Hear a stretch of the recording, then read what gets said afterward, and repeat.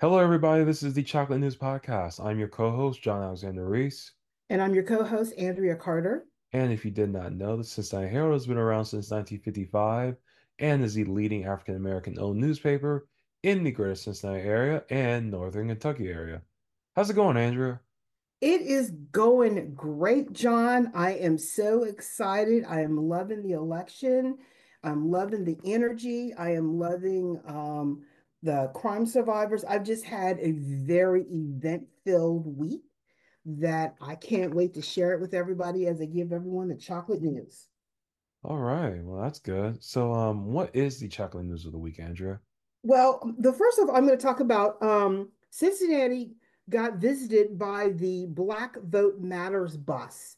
They were here last Thursday through Saturday, and I got a chance to actually, I got to volunteer with the bus and hang out with those good folks and sort of experience what they've been experiencing all across the country as they go to the battleground states, as they come in Ohio and around all different other states around the country. And they have like two or three teams working in tangent on this bus, getting people to talk about checking if they're registered to vote, get them to register, ask a couple questions for a survey, get a teacher saying Black Vote Matters, and get a button that says Black Lives Matter and everything else. I mean, I just had some great discussions and I witnessed firsthand both the aggression against what Black Vote Matters mean. There was a one gentleman, a white gentleman, who drove up on the bus, pulled into the parking lot,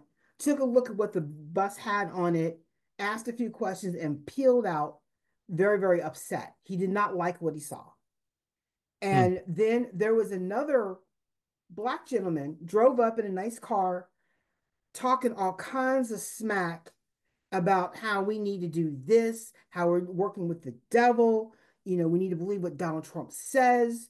Anything else anyone says is just horrible. And then to come and find out this young man who is 32 years old, who's never voted in his life, but was trying to encourage us to vote for Donald Trump. Gotcha.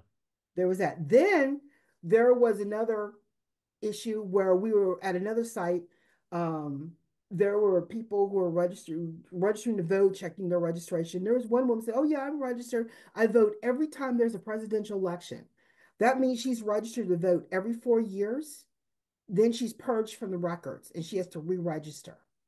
What? Yes. And I said, to keep your vote active, you got to vote every single year so you won't get purged. And and she said, well, I'm moving, so I have to get my ID won't check or something like that. And we just couldn't believe it. So that being said, please, please, please, I don't care who you vote for because, there's all kinds of people looking at this race very interesting, whether it's the national race or the down ticket race. Just register to vote and go vote. That's all I ask because we need every voice needs to be heard, and that means checking a box. But I had a great time, and in fact, I'm very pleased to say that I spoke with one of the representatives on Black Vote Matters, and I'm hoping that we'll have her on the show sometime soon to talk about what they're seeing and what policies they're seeing across the country and how it could impact our vote here. So it was very, very fun. It was so cool. Got to hang out with them. And then also another really quick voter ad. If you haven't seen Tim Waltz's ad yet about the manual, go look for it. It is so cool. He's a car guy. And I mean, he's an old school car guy. Like he's explaining what a carburetor is, what an air filter is, how it should look, if it looks dirty or not. And he was comparing the manual that he uses, checking the carburetor and air filter to Project 25, 2020 25, and how that you don't just write a manual if you're not going to use it, if you don't claim it. He said, if you write a manual, you're going to use it. So Right. that's something for everyone to look for. And then if everyone, you heard about Oprah interviewing Kamala Harris, the vice president, last week. Yeah. And I think what I admire most, this is a Kamala Harris's campaign is very digital. It's even more digital than Obama. I mean, her social media team is on it. It is like they're churning out ads like in response to everything. They got TikTok videos, they got YouTube stuff. They're all over the place. Instagram. In fact, I saw someone put together, remember The Nanny, the theme song to The Nanny? Yeah. Okay, now they got the Cammy. Huh. Everyone should look for it. But anyway, so when Oprah interviewed Kamala Harris in Detroit, Michigan, it was 400 people in the room, but it was 200,000 people on the Zoom call looking at the interview, besides everyone else who was watching it on YouTube. I thought it Wow. was so cool. So, I mean, this is very engaging, very energetic, very digital campaign, which I think everywhere, if you just happen to look, you're going to see something.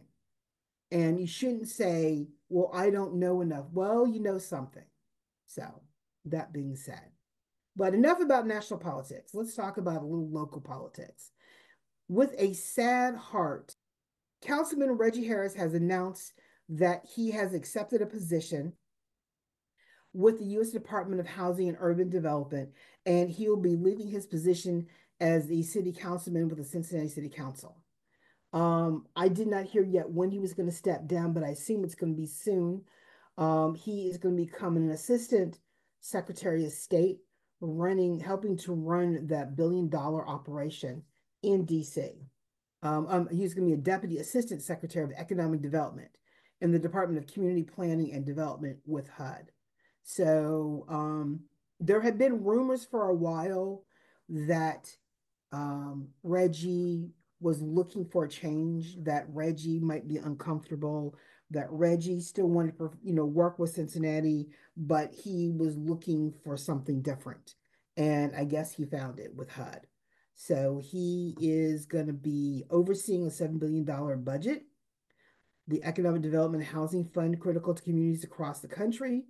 Regardless of the outcome of the election in November, it is critical that these dollars have been allocated by Congress to get out the door and help thousands of Americans in time when post-COVID housing insecurity is still the most important issue we face. Harris is 42. He is all about public service, and this is the next wave of his public service to the country. So congratulations to him. I'm sorry to see him go, but we're going to have an open seat for city council. I wonder who he has asked Mika Owens to pick the successor to his seat, and his term will be expired next year. So that person either will run for the first time election or someone else will run to get his seat. So it'll be interesting to see what's happening behind the scenes. Another interesting thing that has occurred, the you've heard of the crime survivors. You were telling me a little bit about them before the show, but why don't you let our listeners let them know who they are? Okay, the Crime Survivors Safety and Justice Organization has been around for 12 years. And normally they have rallies around the country on the same day at the state capitol where the chapters are. For the first time, they decided to bus in all of their chapters for the first annual rally and march to the Capitol to start advocating for a federal bill on crime victims' rights. And it was a very inspiring march. I just so happens, I love doing this job, the podcast, but I also work as a community engagement specialist with the Urban League. And I happen to have spoken to the Cincinnati chapter of Crime Survivors several times. I also helped co-host a couple of chapter meetings. And I got invited to go on the bus ride with them. And it was inspiring to walk from we were on the National Mall. We walked one end toward the state capitol and then had a rally and listened to a few keynote speakers. And then we walked to the other end of the mall to extend the rally, and we got a concert. And so it was inspiring. Amari Hardwick, who played Ghost in Power, spoke. He is a crime victim. He lost his brother to gun violence. He was very, very passionate. He's also very cute as well. So the women were going gaga over him, even in the rain, as it rained down on us. We are listening to Corey Hardwick. But also Representative, I think it was Dellinger or Dingle from Michigan. I'm mispronouncing her name. She was very passionate about advocating for women who are domestic violence survivors. There was another um, three people who spoke about gun violence, sexual assault, child abuse. Everyone is a victim of a crime, of violence in one capacity or another. And they all said it doesn't matter what socioeconomic background you're from, you can be a victim of violence. And you need to stand up for your rights and recognize that even if you weren't physically injured, you might be mentally hurt by the action or the impact of the trauma that has been committed around you. It was a very emotional, very eye-opening experience, which I enjoyed. And it was our chapter president, Sheila Narred, who is the leader of the trauma recovery team at Seven Hills Neighborhood House in the West End, was one of the chapter leaders who stood on stage to light a candle for a certain a certain issue. And she lit the candle, I believe it was either for gun violence or sexual assault. No, it was sexual assault that she lit the candle for because someone else did gun violence. And so then at the concert, we were entertained by Dougie Fresh, DJ Quicksilver, Lettucey, um, another DJ, and then Monica performed as the last before we all got back on the bus and came back. So, but it was very inspiring. I'm sure they're going to do it again in a couple of years or next year. We'll see. But I would just say, check in with Sheila, check in with crime survivors. And if you are a survivor of gun violence, well, any type of violence, and you need help or want to understand what to look for or how you can assist people who have been a victim of violence, give them a call. They're more than happy to help. Um, that being said, another victim of assault, so to speak, um, charges have been filed against Donald Trump and J.D. Vance um, on behalf of the Haitian community in Springfield, Ohio. Um, the Haitian nonprofit, I've lost the name of that Haitian nonprofit. Don't you hate it when you do that? When you have something and then you're like, ah, um, Haitian Bridges Alliance filed charges in Clark County Municipal Court on Tuesday. Even though this organization is based in San Diego, they advocate for all migrants and immigrants around the country, especially those in Black and Haitian communities. And they filed charges against former President Donald Trump and Senator J.D. Vance, who happens to be his vice president candidate for the Republican Party. They basically post a claim that Haitian immigrants are abducting and eating dogs and cats on social media. They have rejected the claims that this is not true. They kept pushing it. J.D. Vance even admitted that it was not true, but they keep pushing it anyway. So because of this city of 60,000 has been plagued by bomb threats, poor school attendance as the situation has gained national attention, and they've had to increase security for everyone. So, that being said, charges have been filed. A court hearing will be heard. Now, the charges may be dismissed, but at least there will be a hearing based upon what Donald Trump and J.D. Vance have said and have caused because of these false claims made against Springfield, Ohio, and the Haitian community who are here legally.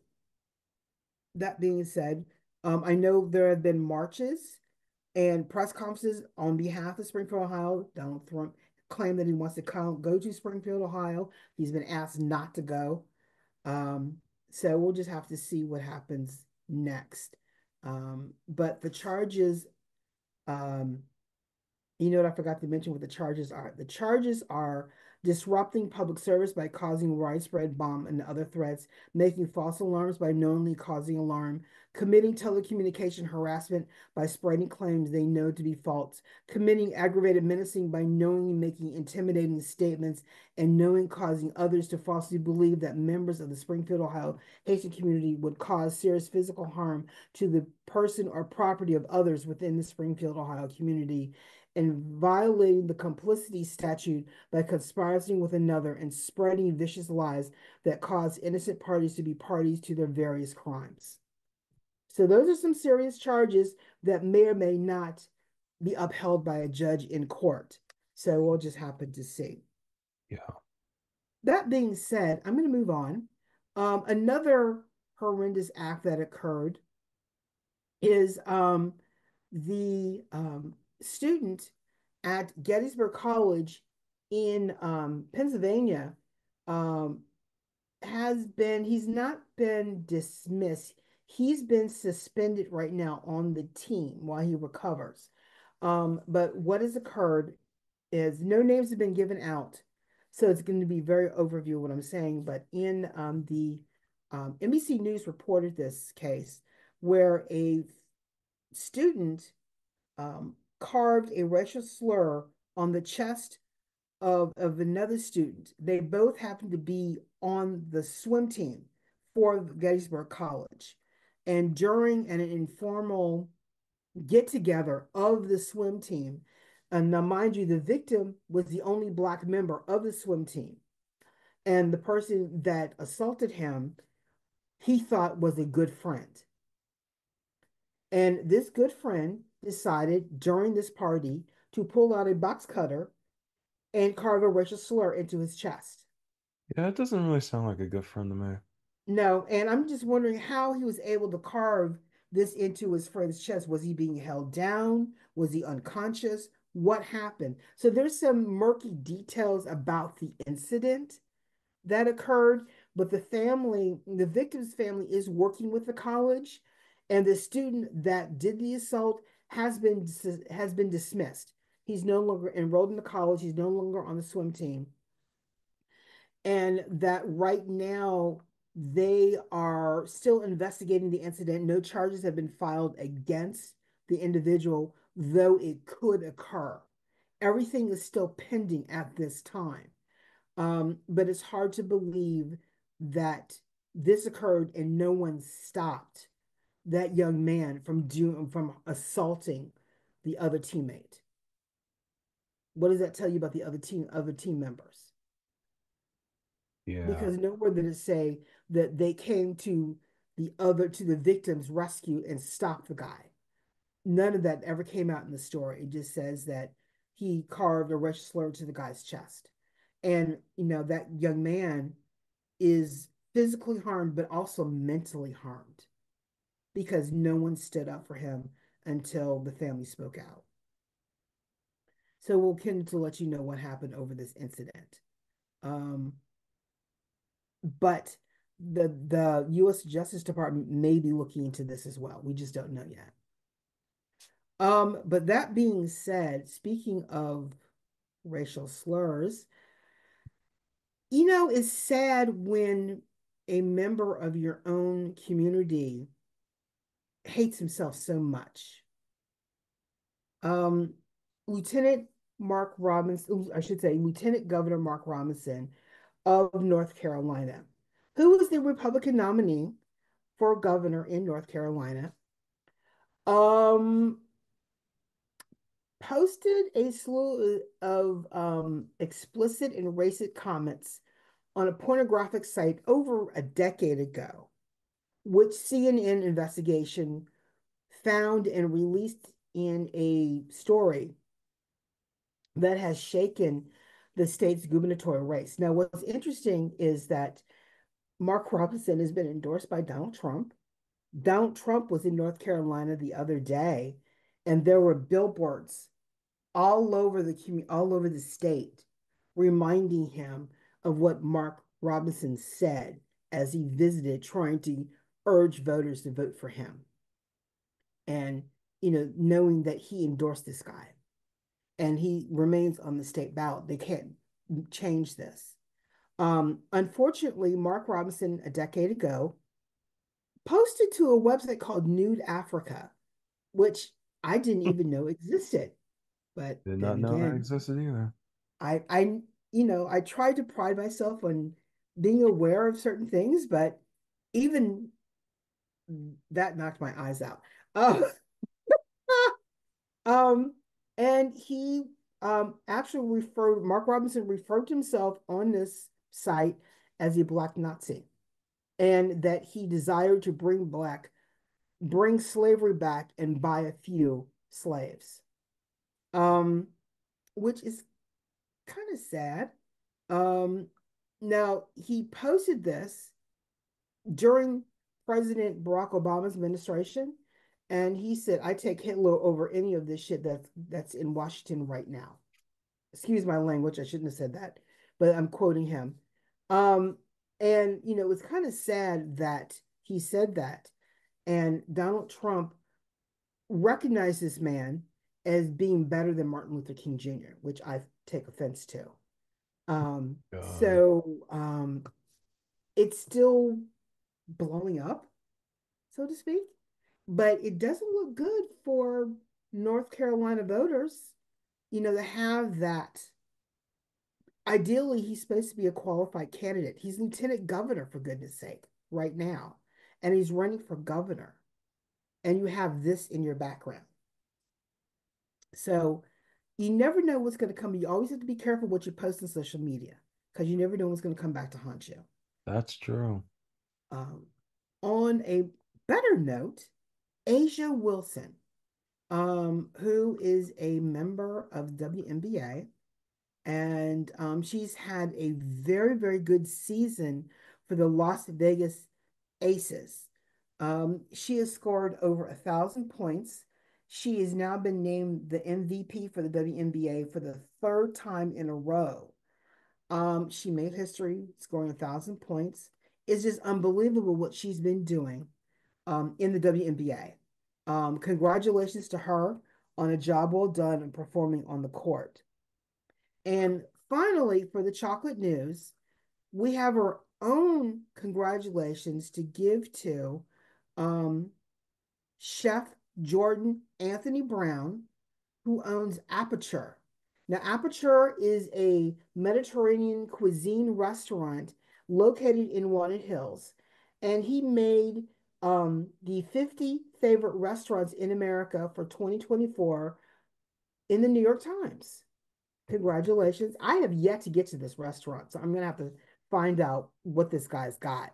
But New York Times has been traveling all over the country to find the top 50 restaurants in the country. And they came to Cincinnati, tasted Aperture, and they loved it. They said that it was unbelievable. They like the live fire cooking that he does, that the regulars have their favorite bartenders, they have their go-to orders. It is very, not only is it Mediterranean, but also a lot of vegetarians can eat there as well. So the pictures look good from the article. So congratulations to him on a job well done, being named in the top 50 of America. And that is all the chocolate news for today. All right. That's great. Well, that's it for today's show. I want to thank Andrea again for all the great chocolate news. Thank you so much, Andrea. Oh, my pleasure. Thank you. And remember, folks, you can find more information about today's topics and past podcast episodes at www.thecincinnatiherald.com, the session newsletter, or on our social media. We're on Facebook, Twitter, Pinterest, Instagram, LinkedIn, and Threads. And be sure to subscribe to our podcast on your favorite podcast app. You can listen to us on Apple, Spotify, or wherever you get your podcasts from. I'm John Alexander Reese, And I'm Andrea Carter. and have a good day.